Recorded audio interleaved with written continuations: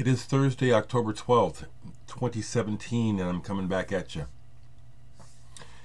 I got a review for sure, but I'll start it by saying this for folks who like my reviews, and if you happen to be an artist who I've reviewed and you want to use my review of your stuff, please feel free.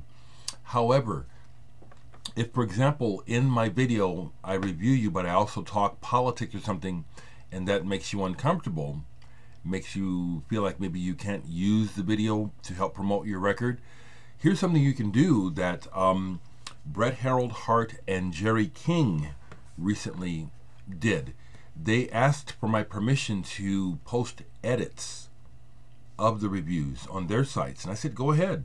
That way you can use the part that's of use to you.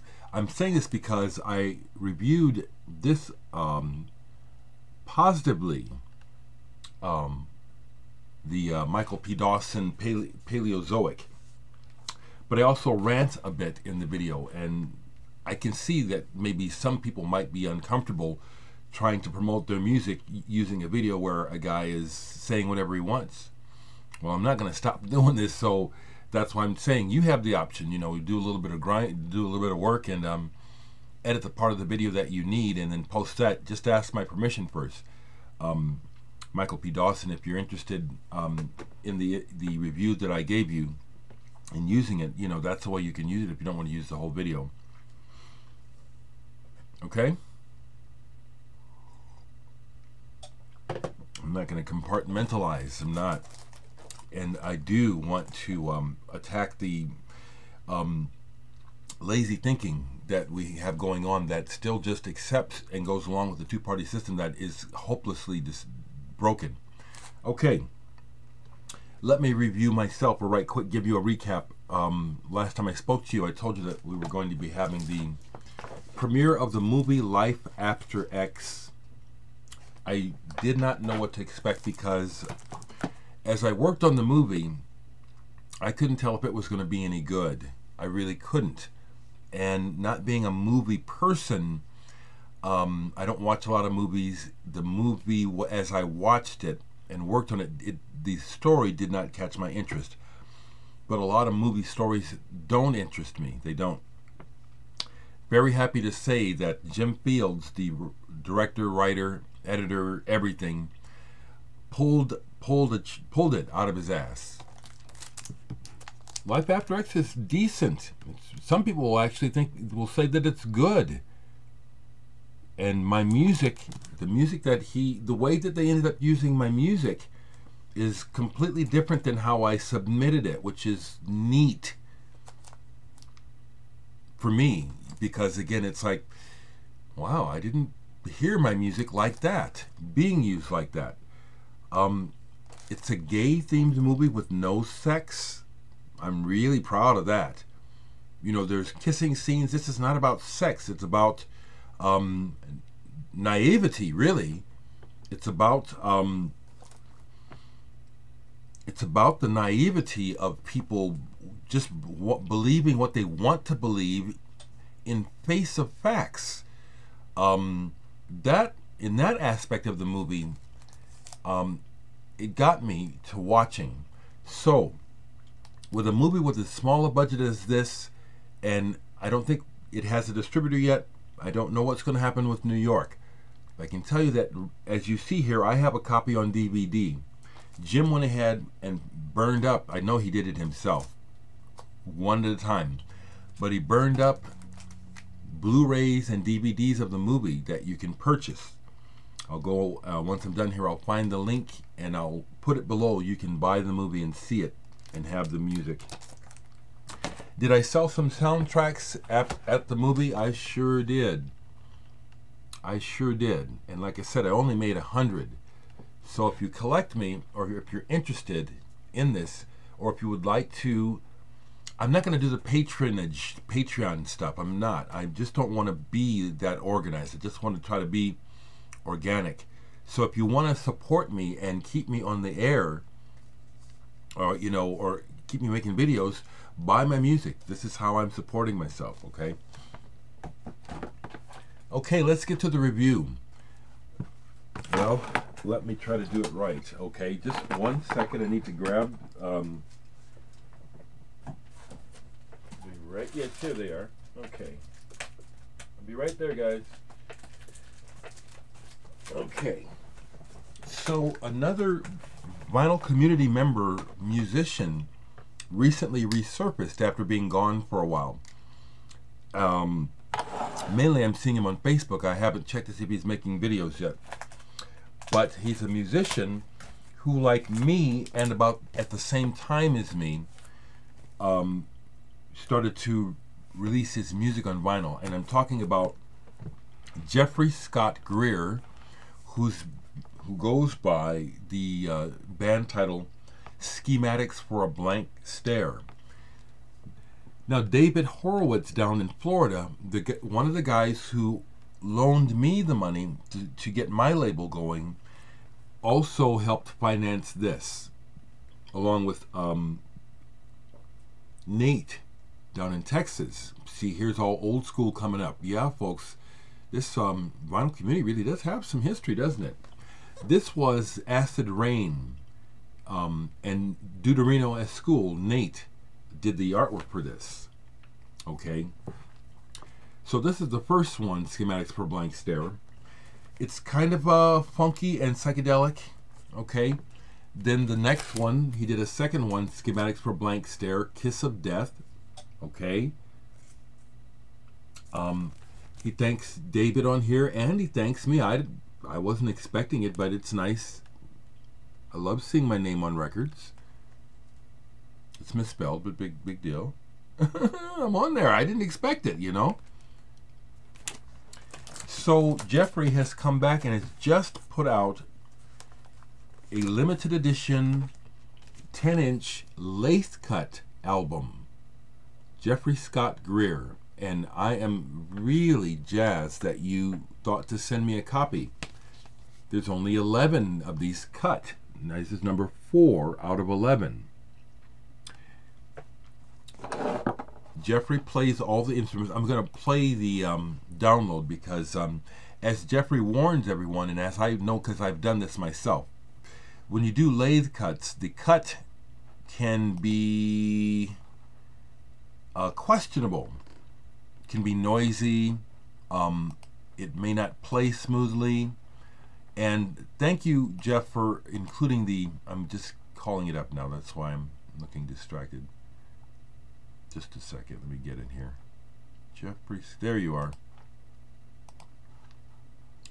But depending on how it's done, the cut can be a little noisy, and this one is noisy. But this is wonderful, Jeff. Okay. Very, very cool. Individually cut on clear vinyl or whatever this is that it's cut on. Mono. This is really cool. Now, my review of the music is that this is what a lot of people really like, especially collectors.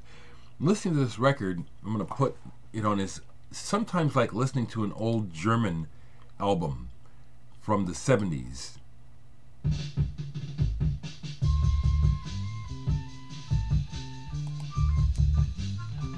Now see, to me, right away, the thing that strikes me is the homemade quality of it. Right away, it's kind of like we're in a private place or a dank small club with her, just, you know, exclusive. The other thing that I have to say about this music that seems to endear folks, but is hard for me to do or accept in my own music, is it's slightly shambolic, okay? Jeffrey's playing all the instruments. He doesn't necessarily ever drop the tempo, but the drums, some of the breaks are sloppy, and a lot of people like this. You know, they say it makes it more human, or they like the human element. I think as a musician, you know, I can't help but notice that, and I have to look past it, okay? That's for me.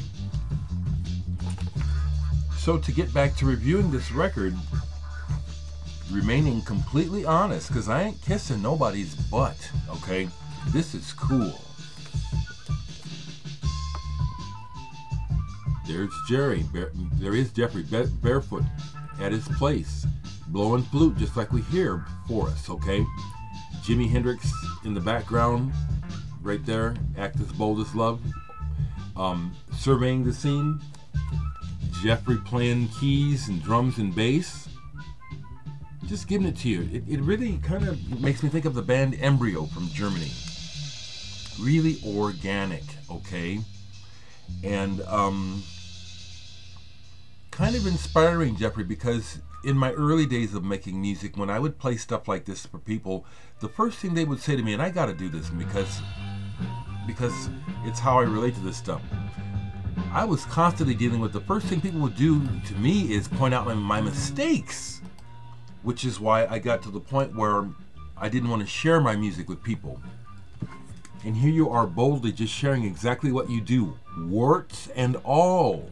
You know that, this is very homemade, and what you see is what you get, and it kind of just grooves along, and sometimes it's kind of, like I said, it kind of almost falls apart, which endears many listeners. So you inspire me in that sense, Jeff, to just really be more naked, because when I make my music, I try to, make it as, I try to get all the mistakes out, I've been traumatized.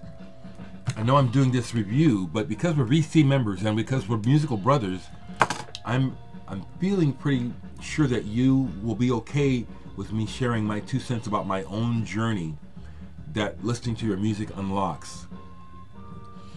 I would imagine, since you've only made 11 copies of this, that they're already gone.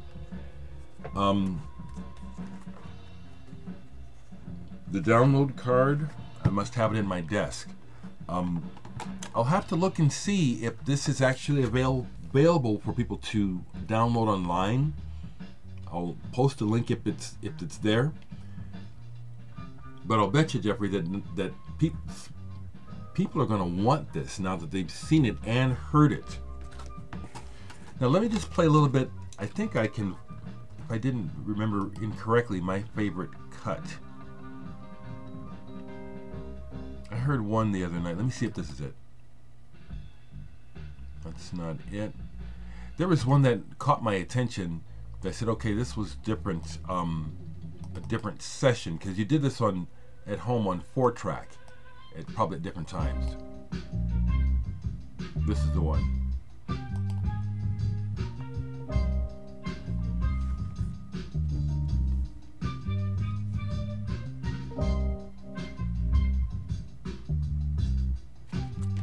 So, I'm deciding right now. Ron Anderson, you had expressed interest. I'm just thinking now that actually, Ron, I need to go back and listen to that trio CD of yours that you gave me. I could probably play some of that on my radio station, but this song here that I'm playing now by Jeff, I'll play this today on the radio on my Roots of Electric Jazz show. This will fit, along with Michael B. Dawson's track off of Paleozoic. Okay, folks, I'm going to keep this one a little shorter than 20, because the main thing I want to share with you is this review of Jeffrey Scott's music, and to let you know that Life After X is not a dud. I was concerned that the movie was going to suck. I ain't gonna lie. I have no reason to not be honest, okay? All right, okay. I'll try to leave links so you can get a hold of this music if you want it, okay? And links to mine, keep me floating, people. Come on, this is real. I ain't no Trump. I'm not no dishonest businessman who will happily become filthily rich on the misery of others. I'm just trying to make an honest living promoting my art and music. Support me, please.